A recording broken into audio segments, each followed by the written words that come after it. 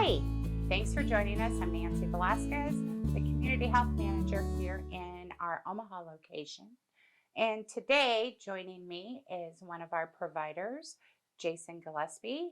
Jason, thanks for joining me today. You're welcome, my pleasure. So we wanted to kick off March with a couple of different health topics. But the health topic that we're going to discuss today is Native American HIV Day, which for 2023 is March 20th.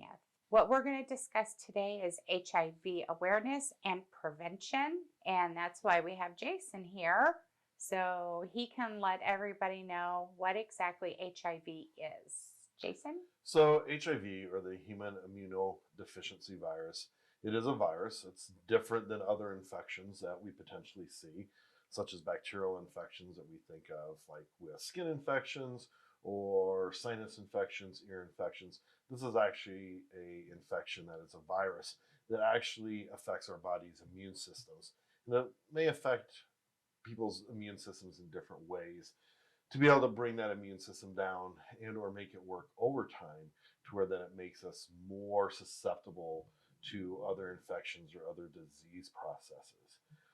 Right now, there's no current cure for HIV, but there are multiple medications, multiple treatment plans that allow us to monitor the disease process, make the viral load or the amount of virus in our blood low enough that we are not able to transmit it to others, either through blood or sexual contact. So what we wanted to discuss today too also is our numbers and the percentages that our people make up when it comes to the statistics of HIV.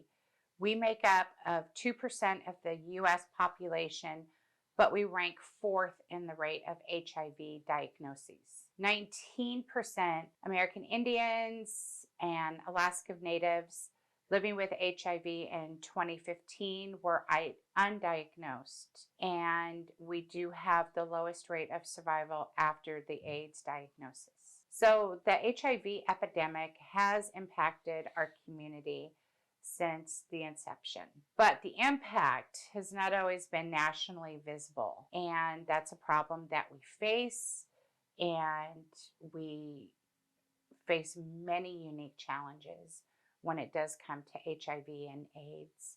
And we are trying to improve the HIV health outcome for our people on a daily basis, and we are always looking forward to getting more news on a monthly, daily basis, yearly basis for research. Jason, can you tell us a little bit how HIV is transferred? So HIV is primarily a blood-borne, what we consider a blood-borne pathogen. So the most common way is through contact with someone else who currently has HIV that does not have this under control. So that can be IV drug use. Blood transfusions is one way that it was initially in the early 80s, but then the American Red Cross has made significant changes in how they screen potential donors, screen the blood that's being donated. So the risk of contracting HIV through a blood transfusion now is significantly lower than what it was before. And then the most common way that we talk about with our education with patients during visits and everything is specifically through unprotected sex, multiple sexual partners. So through sperm or semen is usually the most common way that we do see that transmission. So ways of protecting yourself. Always be honest with your sexual partners. Use a new latex condom every time you have sexual intercourse. Have sex with one person who is only having sex with you. Do not share or reuse any needles. Jason, are there any other ways that we can protect ourselves? So those are definitely the most common ones. And I think too, another piece of this, protecting yourself is having those frank, open conversations with your healthcare provider and discussing your sexual habits. There's nothing that is anything to be ashamed about when we do ask those questions and stuff. And so being open and upfront with your provider on potential exposures, what your current sexual habits are, is really that first step to be able to open that door and have part of that conversation. Within the last year and a half to 2 years, late night TV, see a lot of commercials about PrEP. What is PrEP? So, PrEP is a medication therapy that is considered pre exposure prophylaxis. So, it is a treatment plan for those people that have multiple sexual partners um, participating in IV drug use. PrEP is medication that has been approved by the FDA that we currently carry in our pharmacy for our patients as a, like it says, a pre-exposure prophylaxis. We know that things potentially happen, especially when we're talking about sex education, sex with another individual, the heat of the moment. And so if you are someone who has multiple sexual partners, um, someone that is a man having sex with men, whether that means that you're a bi individual or exclusively homosexual or gay, that there's always that chance there. And so PrEP is one of those things that we can do, we can prescribe, monitor, that gives us that extra piece of the puzzle as a preventative piece for individuals. And we do carry it here in the clinic. Yes. There are a couple options that are out there. Some more of the newer ones include the monthly injections, which we currently do not have. It's a newer one, but we do have resources within the Omaha Metro to get people started on the injection. Two of the more common ones that we think about, pill form, which is a daily pill, is Truvada or Descovy. Truvada is the one that we carry here in our pharmacy that is a predominantly a day-to-day pill. There are other ways, other regimens that we can utilize Truvada or Descovy, but the day-to-day medication, just like anything else, is probably the best and most well-known pill from prevention out there. Sounds great. So, getting tested, HIV treatment, we covered with the PrEP with Jason just a moment ago. So, people with HIV who know their status can get important HIV treatment and remain healthy for many years. The sooner you start your treatment after your diagnosis, the more you will benefit from it. Those who take HIV treatment can get and keep an undetectable viral load, meaning they will not transmit HIV to their sexual partners. Getting tested regularly can reduce your risk of being infected and transmitting to others. Jason, do we test here for HIV? We do, and a couple of things, especially with this slide, is again going back to having those conversations with your provider. I know that for myself and most of my colleagues, HIV and syphilis testing are part of what we do with any STD screen if someone comes in and thinks that they've had an exposure, and as well as part of their annual exam as well. The thing with HIV and syphilis, when we talk about that, is as an STD or an STI, those are ones that someone could have come in contact with months, years prior, and not necessarily have any particular symptoms, as opposed to someone that may have an exposure to gonorrhea or chlamydia. Those STDs tend to have more upfront type symptoms. So it is important to know that there's no stigma with this, no judgment with doing the testing. A lot of us as providers do it as a preventative thing, not because we're trying to point fingers or shame anyone for their sexual habits, because we're all human. It's just part of being overall generalized education with HIV, education with sexual intercourse, sexual habits. And so it's just a good piece of that healthcare to know what is going on with our bodies. It should be looked at no different than coming in and monitoring your blood pressure or your diabetes. The other thing with that on that screen too is that is one of the things that we are at with HIV treatment right now is even though we do not have a cure for it, we can get it to if we test. And early testing is part of it so we can start early treatment. We get people started on treatment with the medication. the shots that are available, we can get that viral load down to where it is undetectable. And so some people may see the commercials, see um, commercials out there, literature out there that says U equals U. That really is the big push of undetectable equals untransmittable. If we can get that viral load down, consistent with taking our medication, staying healthy, staying active, good diet, all those things that we would think with everything else, we take that medication, we get that viral load down to where it's essentially not detectable, means that that individual cannot transmit HIV through blood, through semen, through sexual intercourse to their partners or other individuals. And so that's really the goal, which is essentially that step almost to being able to say that we can cure HIV. So, in case somebody is not fully understanding what we're talking about, so somebody, let's say Jane Doe, contracts HIV in 1990. Jane Doe can go on to live a healthy life until 2035. Yeah, with the medications and the regimens we have right now, we get that viral load down, the amount of virus that's circulating in the body.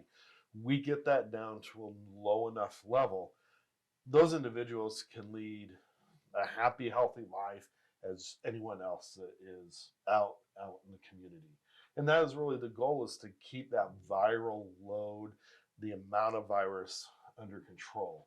When we don't test, we don't have those educations, we allow that viral load to continue to replicate and increase through the body, is when we start having the other health symptoms that we see of untreated HIV that can progress to AIDS. And so, with that being said, not everyone with HIV will get AIDS. If they test early, and they get that treatment. Yes, if you have AIDS, you at some point in time had HIV that has gone untreated.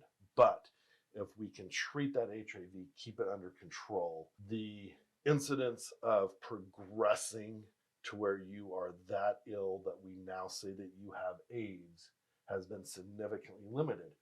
But the biggest barriers to those is having those conversations, getting the testing, and getting the treatment. And so it's got to start up front with having those frank conversations with your provider about your sexual activities, your sexual partners, IV drug use.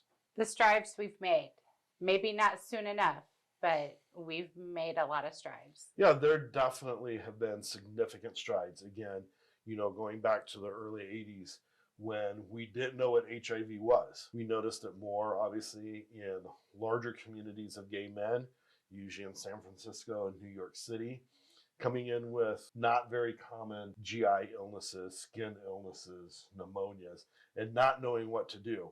And so, yeah, we've gone from not knowing what HIV is to taking 8, 9, 10 pills a day to 1 pill a day, or even a once a month shot, that we can get to where we come in every other or every third month for that shot to control the virus and or as PrEP. Amazing. I remember watching and reading everything from the 80s and the 90s to where we're at now. The stigma and the discrimination. Back then, when HIV, AIDS first came out, you were pretty much wearing a scarlet letter on your shirt. Nowadays, I don't want to say that it's like no big deal, but people don't make it as bad as it used to be. Yeah. Early on, there were multiple healthcare providers that wanted nothing to do with anyone that had any of these rare, uncommon diseases, or someone that was diagnosed with HIV or AIDS, because we didn't know for sure how it was fully transmitted. And so, yeah, there were a lot of patients that did not receive treatment or could not get treatment just because of that stigma, as well as, and especially in the Native American, Alaska, Indian communities as well, just that stigma of you were bi or homosexual or lesbian. So it's not necessarily HIV stigma alone, but also that stigma of being part of the LGBTQ Two-Spirit community as well. Even when we have these conversations, it is, again, that stigma and the discrimination I don't know if I feel comfortable asking or talking to my provider about my sexual habits or my IV drug habits. On the flip side, there are providers that are not comfortable with having those conversations or being able to say, are you currently sexually active? Yes. Are you sexually active with females, males, or both? And that's really where that's got to start. If you don't ask the question, you're not going to get the answers. And there are men that are happily married to a female that still have sex with men that don't consider themselves bi or consider themselves gay. And I have friends that are like that if a provider had not simply asked, are you having sex with males, females, or both? That conversation probably would not have happened. But because a provider did, it opened that door to say, hey, being on PrEP is maybe something that you should consider. Let's do our testing. And that's got to be that first step. Wonderful. Jason, thank you so much for coming into the office today. And just like Jason was talking about a few minutes ago, let's talk openly about HIV. Find somebody that you're comfortable talking to if you fear that you may have HIV. Don't forget that we have counselors here at the Ponca Tribe that you can reach out to. And we also have substance abuse counselors here because usually the two go hand in hand, HIV and substance abuse. If you'd like to learn more about HIV, I would like to highly recommend a movie called And the Band Played On. And then also for more information, you can also reach out to www.nnhaad.org. So for more information and additional resources, please reach out to them. And again, Jason, thank you for joining us and taking time out of your busy schedule. We'll see you again in June and July to talk more about pride and gender roles and all that good thing. March 20th. National HIV for Native Americans Day. The easiest way to remember that is it is always on the first day of spring every year. That is very true. Again, Jason, thanks for joining us. And everybody, thanks for joining us. If you have any questions for myself or for Jason, we will have a link put down for our emails that you can reach out to us, or you can always call me and I can try to answer your questions or get you an answer from Jason as soon as possible. Thanks for joining us, and we will see you soon. Thank you.